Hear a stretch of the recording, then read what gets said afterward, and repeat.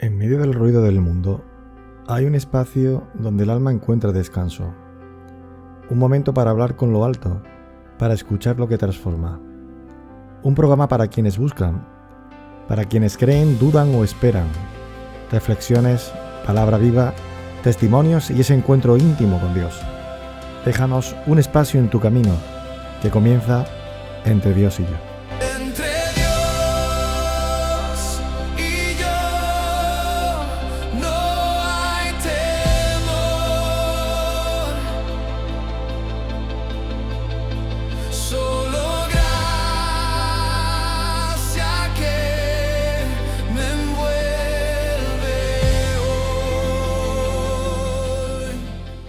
Pusimos delante de la mezquita 3 o 4 curas que íbamos vestidos con nuestra sotana blanca, nos cogimos de las manos y los tiradores estaban tirando contra la mezquita que estaba justo detrás nuestra y nosotros nos cogíamos de las manos y gritábamos: no tiréis, no tiréis. La gente que está aquí son mujeres y niños. Cuando se termina la esperanza, ¿qué queda? Pues queda la esperanza de volver a tener esperanza. Allí en África es un continente con una espiritualidad muy grande, muy grande. Es un continente donde yo en 45 años no he oído nunca decir que yo soy ateo. Allí incluso he encontrado mercenarios armados hasta los dientes, siempre con el respeto hacia Dios. Hombre de Dios, ese es un hombre de Dios, no le toquéis que este es un hombre de Dios. Muchas veces vivimos en nuestro iglú insonorizado y nos desconectamos con el sufrimiento del pueblo. Y sin embargo la gente no, me gusta muchísimo contar las lágrimas de mi pueblo. Amigos, quisiera ser claro con ustedes que son alérgicos a la falsedad y a las palabras vacías. En la iglesia hay espacio para todos, para todos.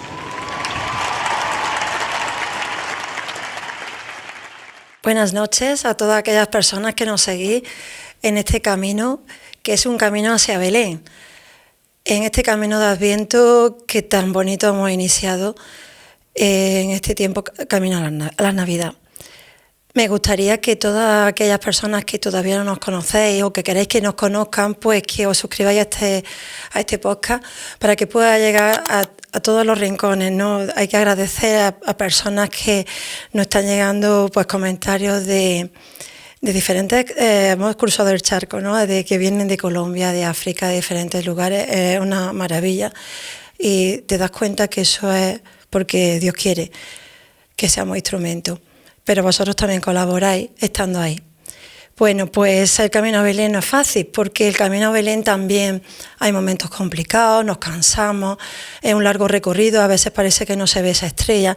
Y nosotros hemos querido que en este camino a Belén, pues traer personas que nos vayan acompañando en este camino tan a veces complejo, ¿no?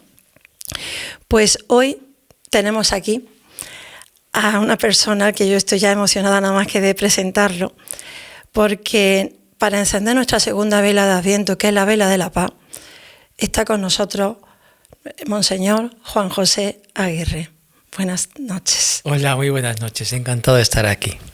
Bueno, nuestro querido obispo Juan José Aguirre es obispo de Bangasú, de Centroáfrica, 45 años en África. Y vamos a ver, porque presentar a Juan José Aguirre, que las palabras se nos quedarían cortas. Entonces, como Jesús en el Evangelio dice, por sus frutos los conoceréis, pues yo voy a contar unos poquitos frutos de los que se pueden ver.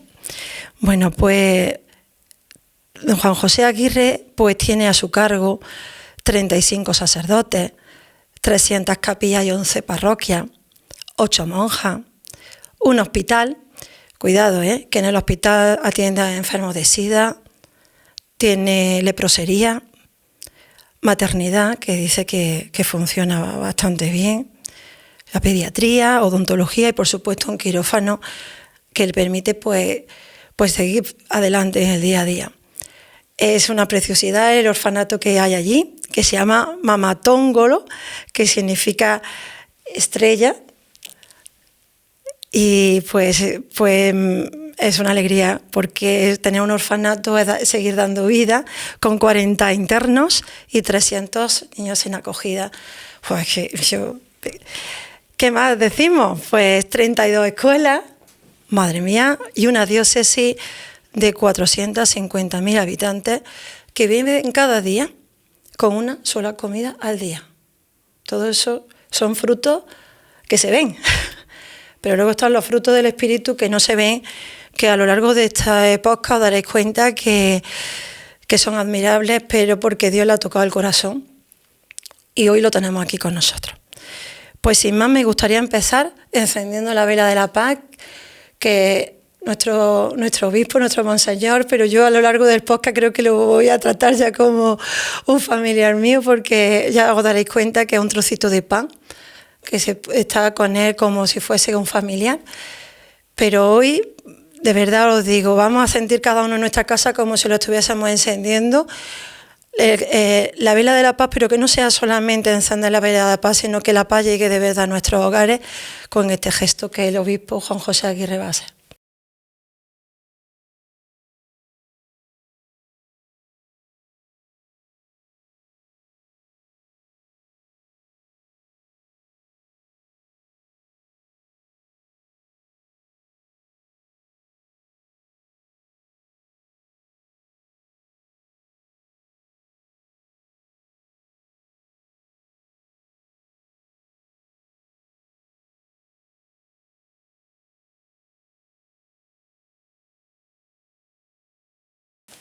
Pues, bueno, pues ahora sí, mira dónde estamos. Estamos en la casa de San Juan de Ávila y ya este sitio ya también nos estremece, nos invita a la paz. Sobre todo también por una cosita que me he enterado, que su ordenación episcopal se llama, ¿no? Ordenación episcopal fue un 10 de mayo, el día de San Juan de Ávila. Y digo, ¡hala! El día de San Juan de Ávila es nombrado obispo y San Juan de Ávila lo ha traído hasta aquí. Estupendo. Yo fue hace 27 años que el Papa pues me eligió para ser obispo de aquella diócesis que es como la mitad de Andalucía, de grande, y es una diócesis en el corazón de África, la República de Centroáfrica. Así que coincidiera que fuera el día de San Juan de Ávila, pues es eso, el aliento de santidad de Juan de Ávila que también cayó sobre mí, aparte de las manos del obispo que me consagró. Pues le aseguro que San Juan de Ávila estará. Yo no digo estaría, estará porque está con nosotros aquí. Estamos en su casa. Estábamos contentos ahora mismo de tenerlo aquí, porque luchó mucho por el clero, por los obispos, por los sacerdotes, para que fueran de corazón, de vocación, que le llamase en su vida la oración, la pobreza evangélica, el estudio de la Escritura, y que todo eso lo aplicara a su vida diaria. Y usted es lo que está, el sueño de San Juan de Ávila cumplido. Y hoy está aquí en su casa, y para San Juan de Ávila y para todos nosotros vemos que lo que San Juan de Ávila luchó tanto en la reforma de la Iglesia, pues ha dado fruto. Bueno, estamos aquí en la capilla de la casa natal de San Juan de Ávila y esto está impregnado de santidad. Pero claro, lo que tú dices es muy difícil. Yo no llego a San Juan de Ávila ni a los tobillos. Entonces yo soy un hombre lleno de pecados y lleno de que tengo que crecer mucho para llegar al grado que tenía San Juan de Ávila, rezar mucho y creer mucho y enamorarme mucho de Jesús como él lo estaba enamorado. Bueno, nosotros estamos ya enamorados de poder estar aquí a sus pies como María con Jesús en la casa de Betania, que lo dejó todo y dijo, venga Marta, déjame, que yo no voy a desperdiciar ni un segundo porque estamos embobados, necesitamos escucharlo, necesitamos abrir el oído porque sabemos que el testimonio de amor que nos va a traer es importante. Entonces vamos a empezar por el podcast con una pregunta que se lo hacemos a todas las personas que vienen. Vamos a ver. En nuestro logo se llama Entre Dios y yo, ¿no? Ya ven, entre Dios y yo pasan muchas cosas, ¿no? ¿Qué pasó entre Dios y usted para hacerse misionero? Bueno, para hacerme misionero pasó una persona y esa persona pues venía de África y esa persona pues me encontró en un convento de clausura, Las Salesas de Córdoba, y esa persona fue la que me enseñó fotos y me enseñó cosas de África y yo pues ya dije, esta es mi vocación, esta es la manera como tengo de gastar la vida. Y la verdad es que me decidí, ya tenía 17 años y entonces de entrar en una congregación, los misioneros combonianos, los que tienen la revista Mundo Negro, y ya entonces Entonces ellos me formaron durante 10 años y me marché a Centroáfrica con 28. Cuando yo llegué a Centroáfrica yo iba como con 2 mochilas en la espalda. La una estaba llena para dar, creía yo, y la otra estaba vacía para recibir. Pues constaté enseguida que se llenaba antes la vacía que se vaciaba la llena. Entonces fue una manera preciosa de gastar mi vida estos 45 años que llevo en Centroáfrica. Si yo muriera y estoy preparado, tengo las maletas preparadas y volviera a nacer, yo volvería a pedir al Señor que me volviera a escoger, porque es una manera estupenda de gastar la vida desde el mundo misionero. Bueno, pues yo le pregunto, Monseñor, la paz, que yo desde el primer momento que conocí su historia sabía que era la persona indicada para encender la vela de la paz y está en este momento aquí. La paz empieza realmente en la familia, desde que nacemos. Y es bonito, y bueno, bonito, y es necesario la figura de papá y de mamá, ¿no?, desde que somos muy pequeños. Y me ha gustado en alguna entrevista que le han hecho, que dice que para usted su papá es la fuente y su madre la almohada. Vamos, ¿me puede explicar esa relación tan bonita? Somos 9 hermanos y mis padres estaban muy unidos y muy cercanos a nosotros. Entonces la verdad es esa, que mi padre, con su sabiduría natural que tenía, pues era como la fuente a la que todos íbamos a beber cuando teníamos alguna dificultad, cuando teníamos alguna pregunta que hacer, incluso cuando mis hermanos echaban novio o novia, pues iban a pedirle: papá, ¿qué piensa de esta pareja?, ¿no? Entonces mi padre era eso, una fuente o una hoguera donde todos íbamos a calentarnos, ¿no? Y sin embargo, mi madre, que murió más tarde, mi madre era como una almohada donde todos podíamos ir a inclinar la cabeza, a contarle nuestros sufrimientos, nuestras lágrimas, nuestras tribulaciones. Y ella pues tenía un corazón enorme de matriarca y un corazón muy grande. Era madre con mayúsculas, y entonces ella nos escuchaba siempre y nos aconsejaba. Ella era esa almohada donde podíamos ir a inclinar nuestra cabeza.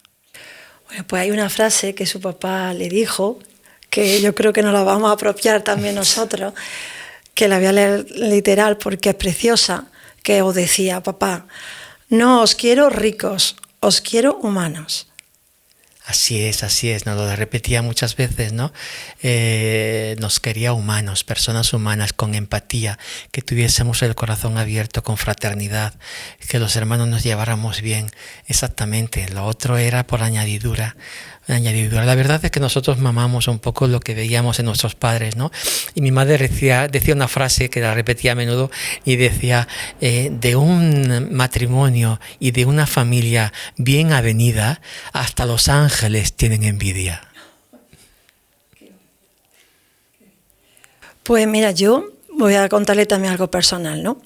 Mi tía era hija de la Caridad, y cuando se murió, pues no dejó nada, prácticamente. Era misionera, pues dejó bolsas con objetos personales. Bueno, pues una de las cosas que me encontré cuando yo fui a cogerla fue este corazón de madera, que se lo hicieron en África. Estuvo más de 50 años en Marruecos y 20 años en Dardriu. Y esto me parece que no, que estoy con el colgante, pero yo lo conservo como si fuese una reliquia o una medalla de oro, pero para mí tiene mucho valor porque lo tengo al lado de mi cama. Y pone la fecha de Dardriu, desde el 74 al 94, 20 años en Dardriu, dice: solo Dios, Él te ama y cuida. Esto es lo que mi tía me ha dejado. Y a mí me daba cosa, porque teniéndola en la familia me hubiese gustado haberla exprimido más todavía, todo lo que ella tuvo que vivir en todos esos años. Y yo pues le comento que una de las historias que más me impresionó, ella era hija de la Caridad, religiosa católica, y ella siempre nos decía: a mí no me decían ni monja ni nada de eso, me llamaban mujer de Dios, porque ellos simplemente se fijaban en la compasión. Y a mí eso se me quedó marcado, no hacer distinciones. Y cuando a usted le escuché decir que allí lo mismo llora en el Centroáfrica, ¿no? Lo mismo llora una madre musulmana por su hijo cuando se muere, que una madre cristiana cuando su hijo se muere. Eso es así, ¿verdad? Hombre, cuando hemos visto en zonas de guerra que mataban a muchas personas. A veces he tenido que acoger a madres católicas que venían a refugiarse en la catedral y contaban que el hijo se lo habían matado hacía muy poco tiempo, ¿no? Y al poco tiempo llegó otra madre musulmana con su turbante y también con sus niños huyendo de la violencia que había en el pueblo, y vinieron a la catedral también, y las tenía yo ahí las dos sentadas. Las dos estaban llorando, las dos llorando porque le habían matado a los hijos, las dos con el mismo grado de sufrimiento, las dos con la misma tribulación y la misma tristeza, y me di cuenta enseguida que las lágrimas de la una y de la otra eran del mismo color. Claro, el sufrimiento nos aúna a todos completamente, ¿no? Eso fue una experiencia muy, muy fuerte, muy significativa, en donde yo me di cuenta que la humanidad somos todos humanos, y sea de la religión que tengamos, en la que creamos, al Dios a quien recemos, en el corazón de la persona somos todos iguales. Ahí están los mismos sentimientos, vivimos el mismo dolor, la misma ternura, la misma angustia, la misma tribulación. Y muchas veces pues también vivimos lo contrario, ¿no? De decir, tener esa capacidad de amar, tanto en el mundo musulmán como en el mundo católico protestante. Allí donde yo vivo, en Centroáfrica, se tiene una capacidad de empatía enorme, ¿no? Es muy bonito ese darte cuenta del sufrimiento del otro, mirarlo a los ojos, y dices, el que entiende una mirada puede entender una larga explicación. Entonces, a través de la mirada, poner pinceladas de ternura en ciertos momentos en que la violencia es muy grande. Yo me he encontrado a veces, por ejemplo, momentos en que estaban apedreando a una mujer mayor porque la acusaban de ser una bruja, ¿no? Allí pues simplemente una persona que muere joven pues no tiene razón, y tienen que buscar a alguien que ha utilizado la brujería para matarla, ¿no? Entonces buscan un hechicero, el hechicero hace hincapié en una persona que no puede defenderse, una persona mayor con demencia senil que no puede defenderse, pues la diana para que la apedreen, ¿no? Le hagan culpable, la diana. Entonces muchas veces he visto un corro de gente y con una mujer en medio y apedreándola, como hicieron con San Esteban, apedreándola, ¿no? Entonces cuando llegamos allá y vemos esta escena tan violenta, yo le decía a mis curas, ¿qué hacemos? ¿Entramos o nos quedamos? Si nos quedamos, la indiferencia nos hará cómplices, así que vamos a movernos, venga, vamos a entrar, y entrar en el cerco de personas que están apedreando a esa mujer, entrar en el cerco, romper el cerco y entrar. Ya de alguna manera todos se quedan mirando y decir, ¿y este quién es? ¿Y este por qué entra en nuestras cosas? Y ir caminando sin mirar a nadie, con la mirada en el suelo, sin mirar a nadie, ponerse delante de la viejita con un trapo para limpiarle la sangre de los ojos, de los oídos, de las narices, ¿no? Y poner esa pincelada de ternura. En aquel momento de gran violencia veías como las piedras se iban cayendo al suelo y como la gente se iba yendo, ¿no? Y ya simplemente pues nos quedamos con la viejita, la llevamos a nuestra casa, que tenemos 4 casas en Bangassou, con personas mayores con demencia senil acusadas de brujería. Y allí los tenemos, un proyecto que lleva muchísimos años caminando, que hay incluso la Diputación de Córdoba nos está ayudando para llevarlo adelante, ¿no? Entonces tenemos a estos viejitos hasta que se mueran en casa, donde tienen una veranda tranquila, una cama, una mosquitera, un cuarto, una comida al día, y es la casa de la esperanza. ¿Ves? África nos enseña a poner pinceladas de ternura allí donde hay mucha violencia. Pero para poder entrar en ese cerco de piedra, voy a retomar ese año de noviciado, Moncada, cuando usted empezó, cuando tenía a su padre maestro, que de alguna manera ya le estaba preparando para poder abrazar a esa ancianita y no le importarle que lleguen piedras por todos lados, porque nada más que ve el dolor de una mujer indefensa, ¿no? Pero para eso ya lo estaban preparando. Me encantaría volver a esa etapa, porque es tan importante los comienzos para poder llegar allí de donde venimos, ¿no? Ese maestro que le enseñó cómo comportarse como una rana. ¿Podría compartir este aprendizaje? Sí, yo me fui de Córdoba con 17 años y yo me fui al noviciado de los combonianos en Valencia. Mi madre me llevó a la estación de Córdoba y me dijo, no te preocupes porque no podamos estar mucho tiempo juntos en esta tierra, preocúpate para que estemos siempre juntos en el cielo. Me dejó en el tren y ya me marché. Yo no la vi en 2 años a mi madre. Entonces mi padre maestro nos formó, fue como un alfarero que hizo de nosotros diferentes de como éramos 20 y tantos novicios. Y entonces dijo, vais a ir a África, vais a ir a América o a Asia en situaciones de violencia muy grande. Tenéis que tener una gran espiritualidad y tenéis que saber mirar a Jesús de manera contemplativa y llenaos de Él de manera contemplativa, de manera que haciendo silencio del cuerpo, silencio de la mente, la loca de la casa, la llamaba Santa Teresa de Jesús, y silencio del corazón, podéis entrar en la oración de contemplación, la oración de simple mirada o la oración simplemente de contemplación. Entonces él nos dijo, tenéis que ser como las ranas. Y entonces decíamos eso, y él nos decía, la rana es un animal que está en la superficie, en la agitación, en la superficie, luchando por comer y no ser comida, y de vez en cuando pega el salto y se va a la profundidad. Y allí en la profundidad, en la tranquilidad de la profundidad, carga las pilas. Eso lo tenéis que hacer, aprenderlo a hacer en vuestra vida, porque si no lo aprendéis ahora, luego África se os atragantará. Y así nos enseñó, y así lo hicimos.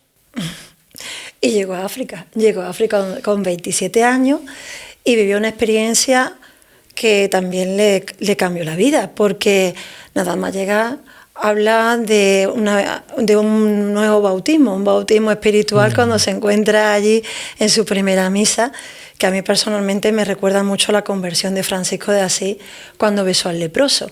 ¿Nos podría comentar cómo fue ese bautismo espiritual del que usted habla? Nos pasa un poco a todos, ¿eh? El Evangelio de San Juan habla de Nicodemo y habla de el bautismo del agua y del Espíritu. Entonces yo recibí el bautismo del agua en la parroquia de la Trinidad en Córdoba, cuando era bebé, y luego pues la primera experiencia de África fue en una parroquia llamada Obo. Estábamos a 7 días de coche del primer teléfono, del primer médico, del primer dentista, y allí envuelto en millones de metros cúbicos de verde, allí viví mis primeros 7 años. Y entonces la experiencia iniciática pues fue ese primer día que dije la misa allí, y entonces cuando terminamos la misa, el hermano misionero italiano que estaba conmigo pues me dijo, no te quites todavía la casulla, porque la gente que ha oído en la misa y ha visto un sacerdote nuevo y un sacerdote joven, un sacerdote que va a ser el puente entre la criatura y el Criador, ellos te quieren bendecir. Ellos quieren que de alguna manera empieces bien. Entonces te quieren todos dar tu bendición. Y yo dije, estupendo, de acuerdo, vamos a ello. Y él me dijo el hermano, pon las manos así, en cuenco.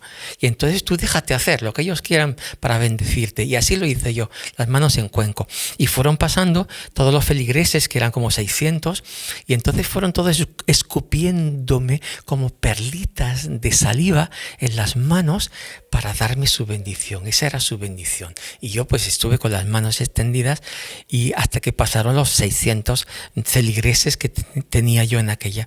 Y después ya dije al hermano, vamos a lavarnos. Dice, no, todavía no hemos terminado. Allí ves el árbol aquel, el árbol gigante aquel, enorme, el mango que une la tierra con el cielo, aquel árbol donde la palabra tiene un peso. Allí te están esperando los enfermos de lepra.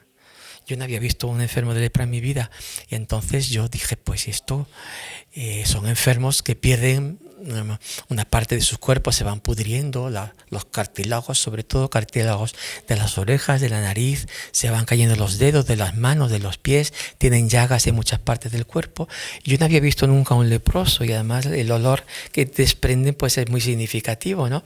Entonces el hermano, yo me resistía y el hermano se me acercó y me dijo al oído en italiano, me dijo, mira Gianni, con el mismo amor con que tú has tocado la forma en la Eucaristía, tócalos también a ellos, porque es el mismo Cristo a quien vas a tocar.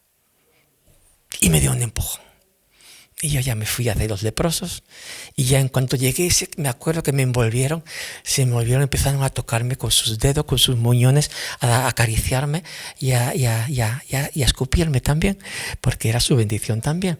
Ese fue mi bautismo en el Espíritu. Algunos dirían bautismo en saliva, pero fue en el espíritu. Esa fue la bendición de mi pueblo cuando yo llegaba. No fui yo quien bendije a mi pueblo, fue mi pueblo quien me bendijo a mí. Y empieza la aventura, ¿no? Y empieza la aventura de esos 45 años en África, que al principio pues seguramente vería de todo, ¿no?, los primeros años, pero estos últimos años, desde el 2013, han sido especialmente duros. Nos gustaría que aunque nos cueste trabajo, porque ahora vamos a hacer un viaje doloroso, nos llevase de la mano por lo que es la guerra de verdad, por lo que es el sufrimiento de verdad. Porque no se puede, nosotros como vivimos en una situación de paz, de tranquilidad, nosotros aquí en los colegios, en la escuela, en los hospitales, no podemos entender lo que es la guerra porque realmente no la hemos vivido, gracias a Dios. Pero a veces a lo mejor hay que saber lo que es el horror de la guerra, lo que son los fabricantes de armas, ¿no? Lo que es luchar por minerales que están a 1 kilómetro bajo tierra, mientras que la población que vive en la superficie se está muriendo de hambre. Hay que contarlo, ¿verdad, Padre? Hay que contarlo para que nosotros ahora mismo entendamos lo que realmente es la guerra, el horror de una guerra, nos pueda tocar el corazón para que veamos que eso no trae nada bueno. Yo sé que de su mano, hasta lo más horrible que usted haya podido ver, tanto la gente joven como la gente mayor lo va a entender muy bien, y me encantaría saber qué es lo que más le ha impactado, lo que le ha llegado al corazón, y lo que crea que el mundo, las personas que nos están escuchando, deben saber de la guerra para que no vuelva, para que sepan lo que es capaz el ser humano de hacer cuando realmente se pierde lo que es la humanidad, ¿no? Pues sí, yo desde que llegué a África intenté contar las lágrimas de mi pueblo. Y muchas de esas lágrimas son de alegría, de todo lo que yo viví. Los primeros 25 años prácticamente viví momentos de alegría muy, muy grandes, muy bonitos, ¿no? Sobre todo en las parroquias, en las capillas, en momentos de sacramentos. Pero luego llegó un momento en 2008, cuando llegó un grupo que casi caía en paracaídas, venía de Uganda a Centroáfrica, escapando de la policía en Uganda, en el Sudán y en el Congo, y llegaron a Centroáfrica. Y era un grupo llamado Armada de Resistencia del Señor. Aquello fue horrible porque nos estaban raptando a cantidad de jóvenes, se los llevaban a la selva, y allí las chicas eran para violarlas y los jóvenes eran para educarlas en la guerra, ¿no? Entonces, aquel grupo de mercenarios que venían de Uganda, yo comprendí que eran gente que se estaba escapando, que estaban guiados por un guía que les estaba engañando. Y entonces allí fue muy particular porque nos hicieron muchísimo daño, pero yo vi que ellos también estaban llorando porque estaban escapados y estaban prácticamente echados de su país, ¿no? Luego en 2013 llegaron otro tipo de guerra. Y ahí es cuando comprendí que todas las guerras están guiadas por el mismo patrón, que es el de la búsqueda del poder. Y la búsqueda del poder muchas veces se alimenta con la búsqueda de elementos que les enriquecen. Y en concreto en Centroáfrica pues hay materias primas que las necesita el mundo actualmente y que gente ataca a Centroáfrica para buscar sus materias primas. Entonces una cosa es lo que hacen a la población, cómo se ensañan con la población, cómo tiran a veces con ráfagas de metralleta. Yo tengo 2 de mis curas que yo ordené, los mataron cuando entraron en un campamento de desplazados, un grupo de militares radicales del Islam, y tiraron contra la multitud y había 2 sacerdotes y los 2 murieron.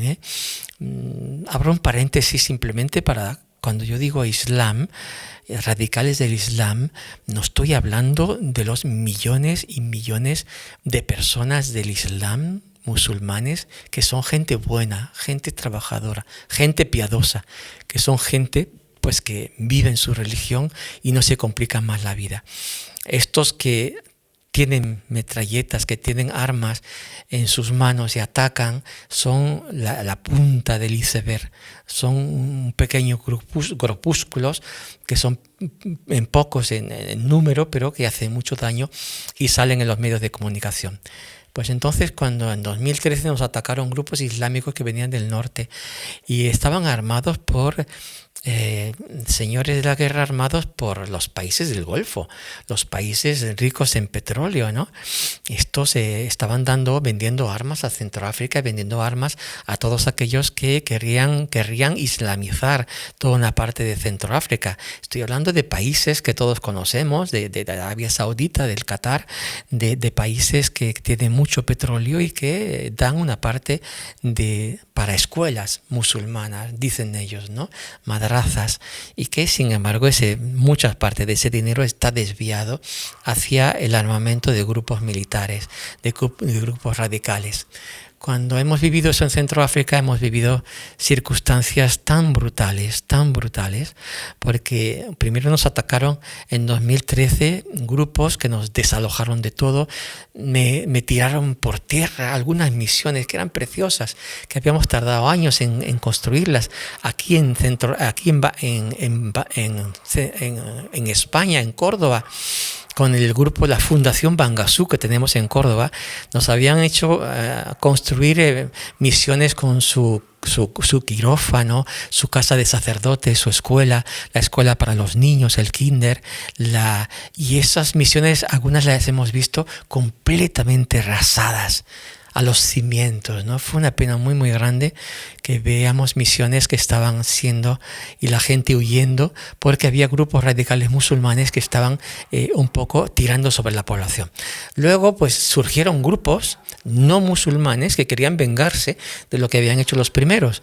Entonces la venganza de estos grupos no musulmanes fue peor todavía que la venganza de los primeros. Entonces hemos visto circunstancias muy muy duras en donde la violencia estaba al orden del día, donde hemos visto cómo atacaban a los musulmanes de Bangasú, que eran 2.000 personas, cómo los desalojaban de su barrio, les rompían todas sus casas, les robaban todo en sus comercios, y la gente se fue a refugiar en la mezquita, y como les tiraban, francotiradores tiraban sobre la mezquita para intentar matar a personas a través de las ventanas, ¿no? Fue brutal. Aquel momento en donde nos llamaron, estábamos en la misa y nos fuimos a la mezquita y allí entramos en un tiroteo, una balacea, como dicen en América, en donde estaban desalmados tirando contra mujeres y niños, y cómo Dios nos dio la fuerza, la iluminación para entrar un poco en el punto de mira de los tiradores. Nos pusimos delante de la mezquita, 3 o 4 curas que íbamos vestidos con nuestra sotana blanca, nos cogimos de las manos y los tiradores estaban tirando contra la mezquita que estaba justo detrás nuestra, y nosotros nos cogíamos de las manos y gritábamos: no tiréis, la gente que está aquí son mujeres y niños, la ley de la guerra no os permite tirar contra mujeres y niños. Fue una situación tremenda durante 3 días en donde veíamos pues que los tiradores no paraban y seguían tirando. Mis curas aguantaban allí conmigo, yo les daba el cambio muchas veces para que estuviésemos, porque si nos quitábamos de allí iban a atacar completamente, y muchos me gritaban los tiradores: quítate, monseñor, quítate, tenemos que cortarles el cuello a todos, ¿no? Y yo decía: de aquí no me quito, aquí estoy, ¿no? Entonces al segundo día me dejaron entrar en la mezquita. El imán me dijo: solo tú, ven ver cómo estamos viendo. Y la verdad es que eran circunstancias tremendas. Había allí un grupo enorme de mujeres que recitaban suras del Corán de manera un poco histérica, ¿no? Y me dijeron: delante están los que ya han fallecido, ya les han dado un tiro. Y había allí como 23 cadáveres en el suelo, ¿no? También niños. Y fue muy, muy brutal, porque es la muerte violenta y además inhumana y además gratuita de aquellos niños era algo tremendo. Y me di cuenta enseguida que las madres que estaban allí recitando el Corán habían visto primero cómo mataban a sus niños. Pero es que luego, 24 horas después, estaban viendo cómo sus niños estaban descomponiéndose. Entonces era brutal, ¿no? Y yo le dije al imán: vamos a sacarlos. Yo hago una fosa común con mis curas y vamos a sacarlos. También está la gente, los laicos allí de la gente de la Cruz Roja, nos van a ayudar con las palas. Vamos a hacer una fosa común. Y allí pues el imán nos dijo: sí, venga, sacadlos vosotros, porque yo, si salgo de la mezquita, me pegan un tiro. Y entonces hicimos ese trabajo durante toda una tarde, hacer una fosa común. No dijimos dónde la hicimos, ¿eh? No la saben todavía. Todavía no saben dónde hicimos la fosa. Porque luego encontramos otros cadáveres que estaban allí desperdigados y se estaban pudriendo al sol. E incluso los cerdos estaban viniendo a roer de ya sus pies, sus dedos de los pies. Dijo, los cogemos también a estos. Estos, los musulmanes una parte, pero en la misma fosa vamos a los otros, nos vamos a dejar ahí a pudrirse al sol, ¿no? Así que terminamos la fosa, los pusimos todos dentro. Claro, dentro estaban las víctimas y los verdugos juntos en la misma fosa, pero allí dentro ya no se peleaban, ya no tenían por qué pelearse, ¿no? Entonces ya cerramos la fosa y fue aquel día tremendo, ¿no? Solo llegaron después los militares portugueses que habían llegado de las Fuerzas Armadas de la ONU, y ellos llegando, pegando tiros, pues echaron a los tiradores, se huyeron todos y ya los musulmanes pudieron salir de la mezquita, pudieron ir a beber agua, a hacer sus necesidades, pudieron ir. Y después pues me pidieron de venir a alojarse en la misión católica porque en sus casas habían sido destruidas. Y yo les dije a mis curas, ¿qué hacemos? Y mis curas me dijeron, ¿qué dice el Evangelio, monseñor? El Evangelio dice, lo que hicisteis a uno de mis pequeños, a mí me lo hacéis. Los pequeños y vulnerables son estos musulmanes ahora. Si se lo hacemos a ellos, se lo hacemos a Cristo mismo. Venga, pues que vengan al seminario. Eran 2000. Ocuparon todo el seminario, los campos de juego, los campos de baloncesto, las casas de todo, en la cocina, todas las clases. Y allí pues se quedaron con nosotros, nuestros hermanos musulmanes. Pensábamos que se iban a quedar unos 4 meses, se quedaron 4 años. Y nosotros seguimos allí siempre atendiéndolos, cuidándolos, llevándoles comida. Algunos jóvenes musulmanes nos atacaron a la misión porque creían que nosotros habíamos provocado esto. Los soldados de la ONU nos atacaban también porque decían que no les habíamos llamado y que... Bon, y total, al final todos nos acusaban de hacer algo y nosotros decíamos, no te preocupes porque la gente te critique, preocúpate si Dios te critica, preocúpate. Y Dios no nos criticaba. Pues hay un episodio que he escuchado que a mí especialmente me estremeció cuando lo escuché, que es de un grupo de mujeres que fueron violadas y después fueron a la iglesia. Es muy duro de contar, pero yo creo que a lo mejor también nos puede ayudar. ¿Qué pasó realmente ese día, padre? Estábamos en la selva y era un Viernes Santo. Uy. Estábamos en la selva. Un grupo de militares habían ido a intentar crear lo que se llama el terror como arma de guerra. Entonces habían ido a un pueblo para hacer brutalidades y que todos los pueblos de los alrededores huyeran para crear un desierto en aquella zona y poder ellos hacer sus barbaridades. Y fueron a este pueblo. Y en este pueblo reunieron a toda la gente en el mercado y allí pues los que no tenían dinero pues fueron cogiendo a sus mujeres y violándolas en la vista de una violación colectiva prácticamente, ¿no? No entro en particulares. Lo cierto es que mataron también a algunos de los maridos que no tenían dinero.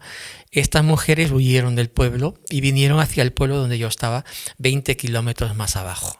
Entonces llegaron sobre la 1 de la tarde, venían destrozadas, venían con un shock postraumático tremendo y venían pues con este dolor en el cuerpo, y cuando yo contacté con ellas, eran un grupo de 15 o 16, yo les dije, ahora os llevamos al hospital que os hagan un reconocimiento, pero dejadme que yo haga la celebración del Viernes Santo y luego con varios coches os llevamos al hospital más cercano. Y ellas dijeron que sí, se sentaron allí dentro de la iglesia, y entonces en ese momento pues entramos a la iglesia para ver el Viernes Santo, pero empezó a llover, esas lluvias tropicales que caen en África, que se abren las compuertas y llueve un montón. Y allí aquella capilla estaba hecha como todas las otras con el techo que eran planchas de zinc. Entonces unos goterones que caían enormes hacían un ruido. Entonces empecé yo la celebración con un ruido que la gente me veía mover la boca, pero no me escuchaba nada, porque el ruido era atronador de la lluvia, ¿no? Entonces leímos el Evangelio, nadie se enteró porque no se oía. Total, terminamos lo más pronto posible, pero a la hora del Padre Nuestro, en la celebración del Viernes Santo, empezó a escampar. Y ya pues yo di la comunión y después dijo, nos vamos. Y cuando salíamos de la iglesia, ¡pum!, el cielo escampó y no se oía nada. Entonces digo, vamos a llevar a estas mujeres al hospital lo más pronto posible. Y entonces el catequista se me acercó y me dijo, en sango, me dijo, ¿ves, monseñor? ¿Qué dolor tan grande deben estar teniendo estas mujeres? Llevar en su corazón el peso de dolor tan grande que durante toda la celebración Dios no ha parado de llorar. Lo entendí enseguida, la metáfora. Dios no había parado de llorar, porque Dios llora en todas las guerras. Y un Viernes Santo. Y era un Viernes Santo, exactamente. Cristo crucificado. Bueno, pues la verdad que eso pues te llega a las pupilas de sus ojos y todas las vivencias que ha contado de tantas muertes, tantas personas que ha tenido que recoger con tanta humanidad. Y ahora yo le pregunto a Monseñor Juan José Aguirre, a la persona, que alguna vez ha dicho que para quitarse esa tristeza o esa depresión o ese dolor que puede llevar dentro, que le consuela irse a hablar con su viejecito o su viejita y escucharle y tirarse ahora allí hablando con él. Es verdad que es una manera también, cuando uno ha pasado por tanto dolor, no quedarse dentro de ese dolor y esa amargura y salir hacia afuera. Por supuesto. En África toda la vida es fuera de la casa. Se entra a la casa para dormir. Se come fuera, se hace la vida fuera, se habla fuera, se charla fuera, se juega fuera, ¿no? Entonces el africano en general es una persona muy, muy sociable. Cuando yo voy a la casa de los viejitos, la Casa de la Esperanza, o cuando yo voy al orfanato, el Buen Samaritano, pues allí siempre hay algo que hacer. Y muy agradablemente pues me siento con los huérfanos y lo primero que hacen las mamás que están ahí es darme un bebé y me lo colocan. Dice, quédate con él un tiempo y venga, y tú. Y si hay que dar el biberón, se lo das el biberón. Y allí me quedo sentado con un niño hasta que se duerme o cuando llora y lo voy cuidando, ¿no? Entonces este salir hacia el otro es algo que es significativo. Claro, todo sacerdote, todo misionero tenemos que hacerlo, ¿no? No podemos encerrarnos en nosotros mismos, ¿no? Entonces es muy agradable el charlar, no solo con los enfermos de SIDA o los enfermos de demencia senil o los huérfanos, también con los catequistas, con los cristianos, con los jóvenes, con los laicos. Allí en África es un continente con una espiritualidad muy grande, muy grande. Es un continente donde yo en 45 años no he oído nunca decir que yo soy ateo. Eso no existe allí. Allí incluso he encontrado mercenarios armados hasta los dientes que no se han atrevido a decir que yo soy ateo, siempre con el respeto hacia Dios y, como decías antes, hombre de Dios, ese es un hombre de Dios, no le toquéis que este es un hombre de Dios. Entonces, la verdad es que empatizar con la gente, entrar en sus ojos, conectar con la mirada. Simplemente no quedarte indiferente ante una mirada, ¿no? Mirar a los demás y escuchar, tener una gran capacidad de escuchar, que a los demás les gusta contarte cosas. Entonces, cuéntame, y tener esta capacidad de escuchar. Eso pues nos hace humildes y nos hace muchas veces humanos, tocar por tierra, porque muchas veces vivimos en nuestra cámara de nuestro iglú insonorizado y nos desconectamos con el sufrimiento del pueblo. Y sin embargo la gente no, me gusta muchísimo contar las lágrimas de mi pueblo y de alguna manera conectar con lo que están, con el sufrimiento de mi pueblo. Y esto he intentado hacerlo desde siempre, con todas las personas, las clases de edades que tienen allí. La gente nos ve como hombres de Dios, como mujeres de Dios, incluso los seminaristas. Un día estaba en un pueblo, en la capital, yo había ido a sustituir a un padre que se marchaba de vacaciones a México. Y digo, voy a sustituirte yo era provincial de los combonianos. Y entonces hubo un amotinamiento de soldados y hubo una escabachina, hubo unas matanzas impresionantes, ¿no? Y llegaron a la parroquia donde yo estaba y mataron a varias personas que yo fui a recoger sus cuerpos y a llevarlos a la morgue, y hubo tremendo, ¿no? Y una vez estaban pasando por delante de la parroquia, estaban pasando un grupo de militares con un muerto, lo habían pillado el tiro de la cabeza y lo estaban llevando a no sé dónde. Y entonces yo me puse en la puerta de la parroquia, que había la cancela con 2 pilones, no sé cómo se dice, y me puse allí y les dije a los soldados, me miré a los soldados y los soldados se enfadaron que yo estaba allí siendo testigo de lo que ellos estaban haciendo. Y entonces los soldados me dijeron en francés, vete a tu casa, Blanco, vete a tu casa. Y yo les dije, yo estoy en mi casa, tú no estás en tu casa, porque eran chadianos, ¿no? Del Chad. Yo estoy en mi casa. Entonces uno de ellos pues me apuntó con su ametralladora, apuntó al estómago, y entonces dijo, vete a tu casa, Blanco. Y yo me quedé paralizado, muerto de miedo, ¿no? Entonces desvió un poquito la ametralladora y tiró un tiro al pilón que cierra la cancela, ¿no? Y yo vi la bala pasar, pegar un bote, y de hecho todavía hay un agujero en el fondo del pilón, todavía existe el agujero, ¿no? Y yo vi la bala pasar, ¡bum!, y rebotaba, y luego me apuntó otra vez al estómago, y entonces oí en el fondo, detrás, una mujer que gritaba, no le matéis, que es un hombre de Dios, no le matéis. Entonces en ese momento el soldado estaba también muerto de miedo, y yo también, pero yo tenía un centinela y el centinela me cogió del hombro y me tiró para adentro, y ya el soldado respiró y abajo, porque él estaba también muerto de miedo. Entonces, fíjate, fue muy bonito porque pasamos mucho miedo, pero ese día salvamos la vida. Y entonces al día siguiente, muy temprano, recién amanecido, aquella amanece a las 5 de la mañana, yo salí para ir a la capilla y vi cómo una mujer entraba por la cancela misma, y la mujer se venía hacia mí, se me acercaba, era una mujer de mediana edad, se me acercó, y entonces yo, cuando la miré a los ojos, le dije, eres tú, la que ayer gritaste, la que ayer fuiste mi abogada, se dice en lengua sango, ¿no? La que ayer fuiste mi abogada eres tú, ¿verdad?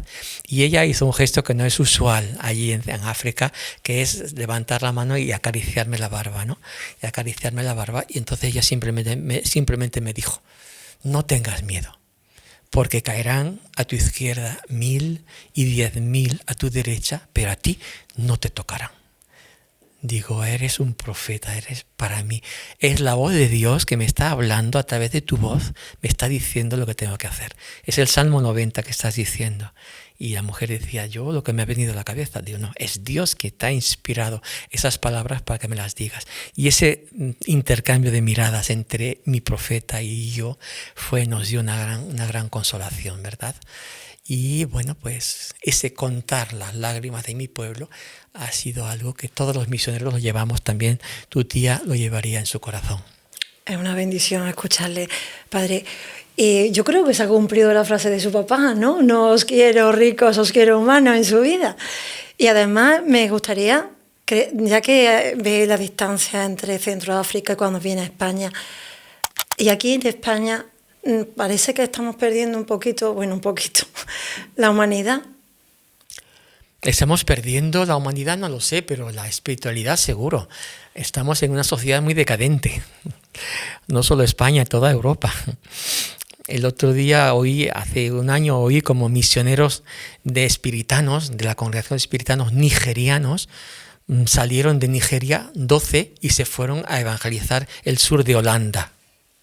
Eso es significativo. Entonces, hoy hay muchos sacerdotes africanos que vienen aquí para estudiar y también están en nuestras parroquias, ¿no?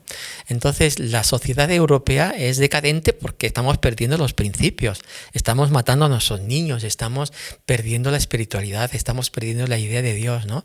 De pronto aparece alguien como una cantante famosa, Rosalía, y nos habla de otras cosas que me ha extrañado muchísimo. No sé si habéis oído el último concierto de Rosalía, ¿no? Ella habla de Dios, habla de las santas, de 7, 8 santas, y habla en un contexto en donde una persona muy terrenal dice que tiene hambre de Dios, que tiene hambre y que flipa por el Cristo que llora diamantes, ¿no?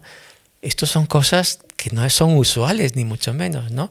En general nuestra juventud es mucho más apática a todo lo que habla de Dios, hasta que llega un cierto momento en que pasas delante de Dios y Dios se toca y Dios te hace suyo, pero en general no. En África, donde yo vivo, desde la infancia, los niños ya entran en grupos parroquiales, ya entran los jóvenes entran en la confirmación, se inscriben a grupos parroquiales. En África, al menos, donde no hay internet, evidentemente, no hay WhatsApp, ni hay todo este mundo digital que te mete en ti mismo y te impide de convivir con los demás, pues en África todavía se conserva pues este sentimiento de profunda gratitud hacia el Dios Todopoderoso, hacia Jesucristo y hacia María, muchísima devoción a la Virgen María. Hay grutas mariales en muchísimas misiones y encuentran muchísimas personas que vienen a las 4 de la mañana a rezar a la gruta marial para simplemente hacer 3 horas, 4 horas de oración antes de ir a trabajar. Y hacen pero muchísimas personas y muchas personas que van en peregrinación. Les encanta la peregrinación. Llegar a un sitio donde hay hacen una especie de catarsis, donde salen de su problemática del día a día y se meten en un sitio donde se respira solo espiritualidad. Entonces, cuando vamos de esos 3 días de peregrinación, los vemos felices, profundamente felices. Incluso ellos pues se acuestan a las 8 y se levantan a las 12 de la noche, rezan el rosario y se vuelven a acostar para levantarse a las 5 de la mañana, ¿no? Entonces rompen el sueño en 2 para poder decir el rosario en plena mitad de la noche, ¿verdad? Son gestos de espiritualidad que a nosotros nos gusta mucho, diciendo, bueno, tenemos mucho más de lo que aprender que lo de enseñar. Pues a mí no me gustaría terminar este podcast, ya que estamos aquí en la casa de San Juan de Ávila, que ha sido un gran reformador de la Iglesia que le tocó vivir a él en el siglo XVI, pero que estamos viendo los frutos ahora, ¿no? ¿Qué ve usted ahora mismo, padre, en la Iglesia de España, bueno, o la parte con respecto a la de África, que a lo mejor una pequeña luz, ¿no? ¿Por dónde podríamos empezar o qué camino seguir? Porque a mí me llamó la atención de Juan de Ávila que que lo decía con amor, amaba tanto a la Iglesia, pero también veía mucho trabajo que hacer en esa Iglesia que estaba también luchando contra todo el luteranismo que está en ese momento. Hoy en día también hay mucho contra lo que luchar. ¿Qué podemos decir, padre, ya que estamos aquí en la casa de San Juan de Ávila? Bueno, estamos en la casa de Juan de Ávila en Montilla y la verdad es que lo primero que se me viene a la cabeza es la oración. Un hombre, una persona, una mujer sin oración es una persona que se va poco a poco pues haciéndose una costra, ¿no? de indiferencia, ¿no? Y la indiferencia nos hace cómplices. Las personas que se han alejado de Dios seguramente que volverán un día, ¿no? En circunstancias de la vida. Las personas que no se han alejado de Dios tienen que rezar, tienen que hacer como Santa Mónica. Santa Mónica rezó muchísimo sin tener ningún fruto, porque su hijo Agustín fue un macarra hasta los 30 y tantos años, ¿no? Pero su madre, que empezó a llorar muchísimos años antes, ahora podemos decir que ni una sola lágrima de Santa Mónica se perdió, porque su hijo, cuando se convirtió, fue absolutamente admirable, y todo lo que escribió San Agustín y el bien que le hizo a la Iglesia de aquella época, lo fuerte que fue en momentos en que los vándalos atacaban el norte de África, donde él era obispo, pues eso dio tantos frutos que podemos decir cada una de las gotas de Santa Mónica dieron su fruto. Pues hoy hace falta eso, personas que recen, personas que sean atentas a la espiritualidad. Vemos muchísimas personas que van a Fátima, que van a Lourdes, que van a los santuarios, y esto es precioso. Vemos muchas cosas, no vemos muchas cosas que se hacen en la Iglesia y no las vemos porque no dan notoriedad, pero sin embargo se hacen muchas cosas. Hay muchos grupos que están haciendo que dan mucho fruto. Están los grupos de Emaús, los grupos de Éfata, los grupos de los pequeños, están los grupos neocatecumenales, están los grupos de los cursillos de cristiandad, están otros grupos que no hacen mucho ruido pero están ahí también. Entonces, bueno, no podemos ser absolutamente negativos entonces, ni mucho menos, porque realmente es Dios quien tiene las riendas de nuestro presente y de nuestro futuro. Las tuvo en el pasado y Él nos deja libres y la libertad nos lleva donde nosotros queramos, pero al final es Dios quien lleva las riendas y quien endereza, y cuando la cosa se pone muy negra, pues entonces manda a San Juan de Ávila, junto a Teresa de Jesús y junto a Juan de la Cruz y junto a Pedro de Alcántara y junto a Ignacio de Loyola, San Felipe Neri. Son todos de la misma época, ¿no? Porque en aquel momento en donde el protestantismo quería hundir a la Iglesia y donde la Iglesia estaba en bajo mínimos, porque el clero vivía en circunstancias muy desagradables, entonces Dios manda a sus santos, Dios manda a aquellos voceros de Dios que den impulso a la Iglesia para volver a renacer. Pues así yo creo que a Europa le va a pasar lo mismo. ¿Dónde están esos profetas que tienen que llegar? Los estoy esperando, pero llegarán. Pues genial. Bueno, pues padre, yo me gustaría terminar volviendo otra vez a esa vela de la paz que hemos encendido al principio, porque le he escuchado decir que el mayor problema de la humanidad no es la pobreza, y lo dice una persona que está viendo lo que comen, lo que buenamente pueden comer algunas familias a su alrededor, sino que el mayor problema de la humanidad es la guerra.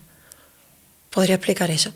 Sí, el poder, ¿no? Hoy quien tiene el poder controla la humanidad. Centroáfrica está llena, pero abajo, a 200 metros de profundidad, de oro, de platino, de rodio, de radio, de cobalto. Y estos son los minerales que hoy día están utilizando para hacer las armas de guerra. Los drones y los misiles llevan un componente electrónico que hoy están guiados por rodio o por tantalio, el coltán. Quien tiene el coltán, quien tiene el rodio, tiene el control de las guerras. Entonces el poder va ahora a coger esos minerales estratégicos. Quien tiene el cobalto tiene en la llave de las baterías eléctricas, etcétera, etcétera. Hoy África es un continente riquísimo y es un continente donde seguramente va a ser el continente del futuro y donde llegará un tiempo en que sea protagonista de su propio desarrollo, porque tiene las materias primas pero no tiene las máquinas para extraerlas, ¿no? Y esto pues rompe mucho la hermandad y llega a la guerra. La guerra es una falta de paz. Entonces pidamos a la Reina de la Paz, la Virgen María, que nos dé inteligencia y discernimiento para buscar la paz. Allí es mucho más fácil destruir un puente que construirlo. Entonces pidamos a la Reina de la Paz que nos bendiga a esta humanidad y nos dé la paz allí donde pueda ser alcanzada. Y yo, si quieres, para terminar, pues, porque a veces hay personas que dicen que está tan mal las cosas, tan mal las cosas, que se nos pierde hasta la esperanza, ¿no? Y yo, para terminar, quiero decir, pues, cuando se termina la esperanza, ¿qué queda? Pues queda la esperanza de volver a tener esperanza. Qué bien. Después de todo lo que ha vivido, nos eleva la sonrisa de la cara. Qué fantástico. Bueno, Monseñor Aguirre, ha sido un placer. Muchísimas gracias por acompañarnos a contemplar lugares y sitios que muchas veces uno no quiere ni ver, ni escuchar, ni saber que existen, pero que están ahí, que son nuestros hermanos. Un fraile nos decía en un podcast en Buiza que Francisco no lo hacía porque le daba pena, Francisco de Asís, le daba pena a los pobres o los leprosos o los hambrientos, sino porque eran sus hermanos. No es por pena, es por amor. Y su vida es una entrega de amor a su pueblo. Nosotros ahora mismo tenemos reciente la guerra en Ucrania, en Gaza, lo hemos visto, pero usted que lleva muchos años viendo lo que es la guerra, no es un ratito viendo y sintiendo, y sabe de lo que está hablando y sigue hablando del amor de Dios. Y yo me quiero despedir porque realmente quien va a terminar el podcast hoy va a ser Monseñor, porque en un tema hoy tan importante como el de la paz, quiero que termine diciéndole a todas esas personas que se preguntan por qué Dios permite tanto sufrimiento, que sea usted testigo de que Dios llora con los que lloran. Efectivamente, Dios llora en todas las guerras. Dios está ahí.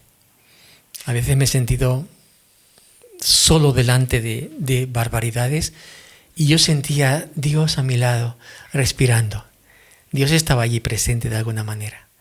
Entonces, la presencia de Dios es significativa porque eso nos da ánimo. Yo sin Dios no sería nada. Sin la gracia de Dios yo sería barro, me hundiría enseguida, ¿no? Entonces es muy bonito como la experiencia de la presencia de Dios, experiencia de presencia. Eso es lo que hacemos en la oración, hacer experiencia de presencia. Entonces, que Dios nos dé esa capacidad, que Dios cambie el mundo, que Dios le dé otro talante diferente, ¿no? Que cree personas amantes de la paz, personas que vivan en paz interiormente y que luego sepan transmitir esa paz. Eso es lo que pido al Señor. Pues paz y bien. Paz y bien.